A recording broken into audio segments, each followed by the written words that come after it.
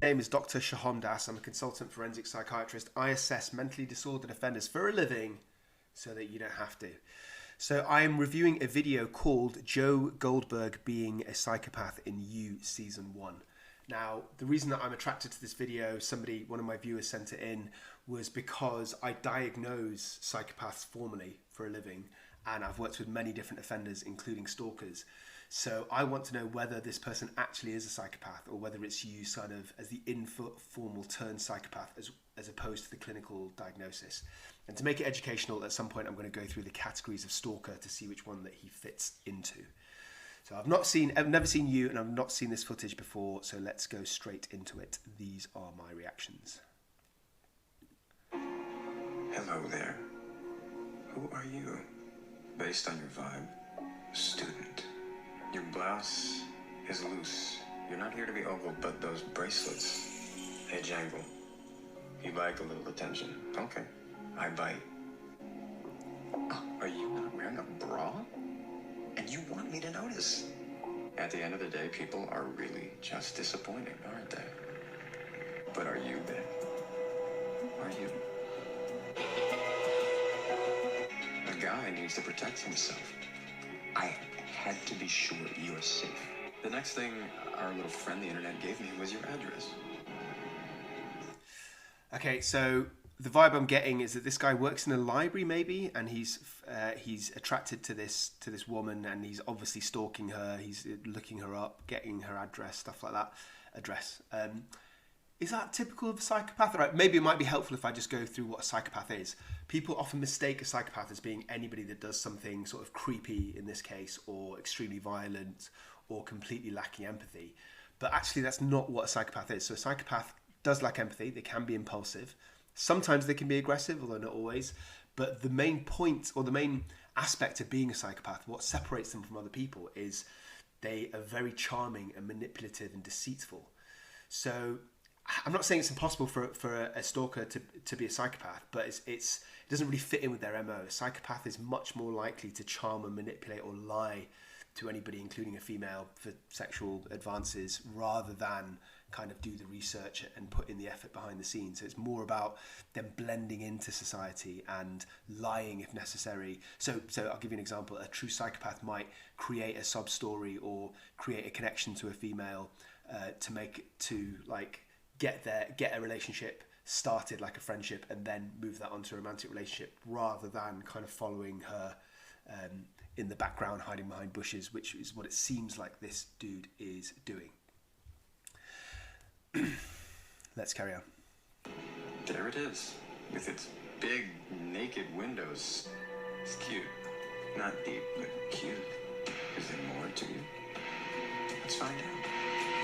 When we live together, your place won't be a pigsty. I'll clean for us. And you won't eat all this frozen. I'll cook for you every day. I promise. I'll even do your laundry. I'll make our bed every morning. So I'm assuming that this guy's broken into his victim's flat, and is kind of is aroused potentially sexually by being around her bed, looking at her underwear and stuff like that. So again, classic behavior of a stalker. Not so typical of a psychopath so far, but let's watch a bit more. Bet you're too drunk to be alone. What if some sicko had followed you down here? What you really need is someone to save you. I can help, Beck. Let me help.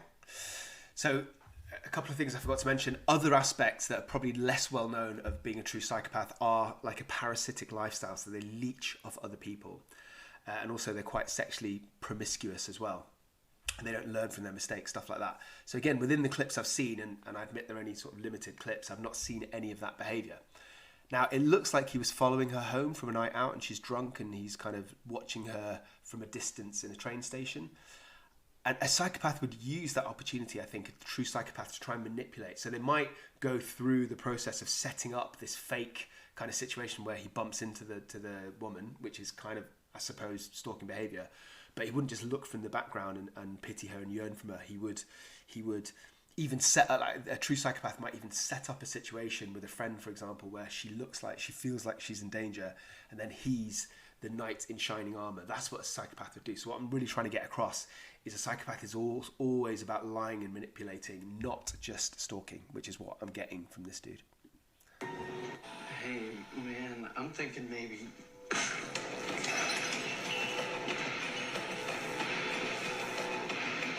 You told your girlfriends. Okay, so I suppose the impression I got from this character, and again, I've not actually watched this program before, was that he's sort of quite meek in the shadows, maybe lacks confidence, maybe he's a bit shy, but obviously there was some pretty serious violence then. So psychopaths can be absolutely impulsive. Obviously they lack empathy, but they tend to be quite calculated in what they do. That seemed like an impulsive, he just suddenly decided to attack that man kind of situation, whereas a true psychopath, they do act impulsively and they do have problems with controlling their behaviour. But number one, they're not always that violent. So they only use violence if it helps their cause. So another way of saying that, psychopaths really good in the corporate world. Loads of CEOs are psychopaths because they will stab their colleagues in the back. They're good at jobs that require a lack of fear, like being a first responder, paramedic, surgeon, stuff like that. Number one. Number two, a sociopath. I won't go into loads of detail, although there is a video about the difference between psychopaths and sociopaths on my channel. Chickadee, check it out. Quick plug there. But very, very briefly speaking, a psychopath is much more cold and calculated, whereas a sociopath is much more kind of impulsive and acts in the heat of the moment. So what I saw there with him attacking what I presume is a love rival would technically be more sociopathy than it would be psychopathy. Bye. I know this because I have your phone. Maybe I'm just a fool in love. But I'm right about you. And I'm going to help you get the life you deserve back. I'm not bothering you, just checking in. Another thing that makes me think that this dude isn't a true psychopath is that he's obsessed with her and he's putting in a lot of time and effort to try and win this woman. Well, he's stalking her, isn't he? But psychopaths tend to be extremely narcissistic and selfish at their core. So it's much more likely that a psychopath wants other people around them to benefit him in some way, whether it's sexually, financially, friendship, status, whatever it is. Whereas this seems kind of the opposite. This seems somebody that's obsessed. Yeah, this is another way of putting it. A true psychopath is only really obsessed with themselves. This man seems obsessed with this victim, with this woman. That's not to say that a psychopath might do some of this behaviour to manipulate somebody because they want to be in a sexual relationship. But here's the crux of the matter. A psychopath is very likely to get bored with that person, or they probably have 2 or 3 potential partners on the go. Because they love themselves so much, they just want that sexual gratification. They don't have the ability to love or obsess enough over a person so much as this person seems to be doing. Hope that makes sense. So again, this is more of a stalker, of which there are different types, and I will come to that, rather than a psychopath. Your old phone, which I have, is still logged into the cloud. And that means I'm still logged into you. Creative writing assignment, and it's fine. Honestly, part of me thought this date would never come, and now it feels so easy, so right. This is how our story goes, Beck. See, It's us in 30 years. And that was way too much. If you want...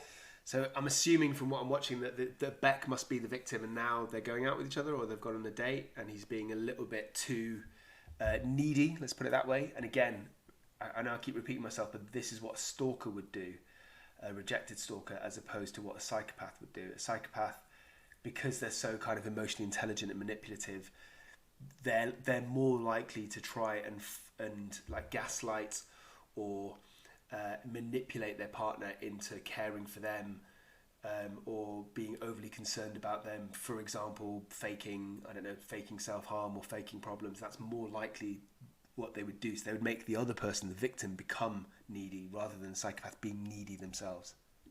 Kill me. What the are you waiting for? Why would I want to kill him? Who wants to kill people? Maple on the latte? 2 tablespoons of peanut oil. The peanut allergy is real. should I get the queen?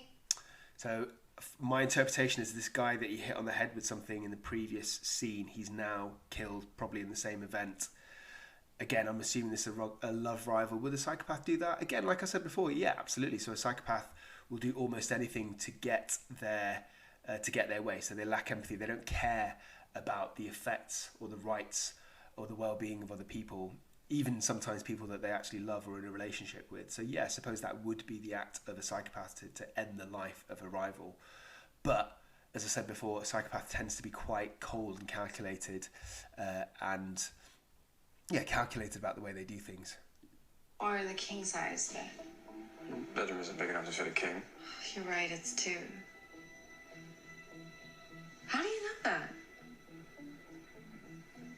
It's New York. No one's bedroom is big enough to fit a king. I'll be that guy. So it looks like he almost got caught because he'd been in that woman's house without her knowledge and without her permission, presumably whilst he was stalking her before they got together, I think. So yeah, I suppose the very fact that he was able to kind of turn that around quickly and think on his feet makes him a good liar, which would be in keeping with the psychopath. One who sees you. You deserve that. Obviously, you don't love him. Love ya. Love ya? You never said that to Benji. And look what had to happen to him. So I'm assuming that he's got access to her phone, so he's seeing these messages and he's becoming extremely jealous about any kind of platonic relationship that Bex has with a man. That's what seems to be going on here. Do you want him dead? What? If Pete... So I think he's offered to kill somebody that Bex is annoyed with for whatever reason, and she's sort of shocked. So I suppose a psychopath would think that, like, as I said before in a previous scene, a psychopath would have a low threshold to do something completely drastic, like kill somebody if they got in their way. But would they actually offer to do it for somebody else without being absolutely sure that person would go for it? I don't think a good psychopath would. I think a good psychopath would be socially intelligent enough to know that he might be potentially damaging the relationship or raising a red flag by offering to kill somebody. So a good psychopath wouldn't say that out loud unless they thought for a fact this person would want that person dead. Still has a problem. I won't let her get in the way of us, Beck. I won't. That's right, Beck. I even do your damn laundry. I protect your time. I let you focus on your work. And guess what? Now that I've made our morning sacred, you're actually writing. Free of distraction. And it's all thanks. So again, this comes back to what I was saying about him sort of obsessing over her, pining over her, wanting to make her life as perfect as possible. He's doing all these things so that she can write. She's a writer, I presume. A psychopath wouldn't do that. An actual psychopath, they might do that at the beginning of a relationship to kind of manipulate somebody or draw them in, but they wouldn't. They're deep down at their core, because they're so selfish. They wouldn't put somebody else's well-being in front of their own. Peach, I want to punish her for coming between us. But I can't. I'm not that guy. I'm an understanding, supportive boyfriend. She wants... So it looks like there's some sort of internal kind of ethical battle going on. I'm presuming that he's potentially thinking of harming this other female. Is she another love interest? But some part of him feels like shame and guilt and remorse over even having these thoughts, presumably in relation to other actions that he's carried out to hurt other people. So this wouldn't be typical of a psychopath, because a psychopath doesn't have any empathy, doesn't have any true remorse. They might fake remorse if it helps them. If it helps them, in a parole board hearing, or if they're about to be dumped by their partner, they can, fake being sorry. But this is an internal dialogue. So the very fact that he's regretting or he's questioning his actions shows me that he's not a true psychopath. Watch you, have you, control you like she controls every other piece of your life. She wants you all to herself. So this is quite interesting. He's obviously projecting his own insecurities, isn't he? So he's talking about this other woman trying to have his girlfriend for herself and controlling her, whereas he's obviously doing all these things. So it's almost like a cognitive dissonance. He's uncomfortable with his own inner thoughts, so he's projecting them out onto somebody that he already dislikes. So it's convenient to compartmentalize his negative cognitions and throw them onto somebody else, so he can hate somebody else rather than hating the parts of himself that disgust him. You've got a stalker. How is a normal guy supposed to compete with a rich, unstable stalker who'd rather fake her own suicide than be apart from you? Where I stand, where you stand, to know for certain what I have to do to protect you. And I remember, this is why I took up jogging.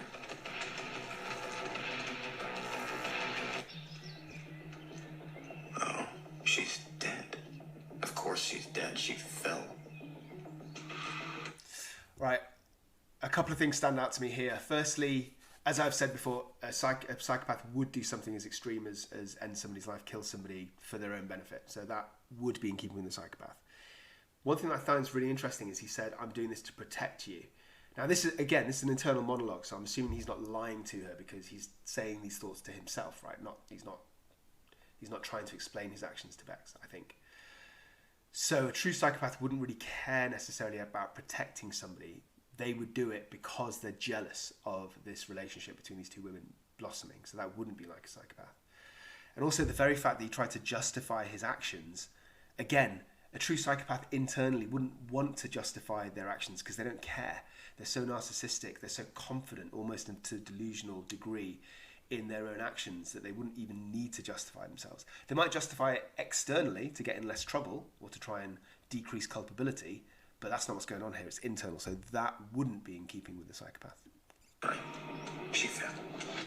I'm not a bad person. She was going to ruin you, but you're safe now, thanks to me.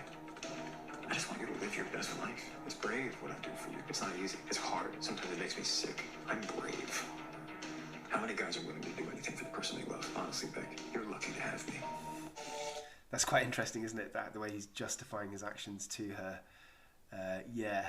So again, without labouring the point, if he genuinely thinks all these things, not psychopathic thinking, if he's trying to gaslight Bex, if this was, for example, a letter that he was writing to her, a speech he was giving to her, and he didn't believe those things, but he wanted her to believe those things, absolutely a psychopath.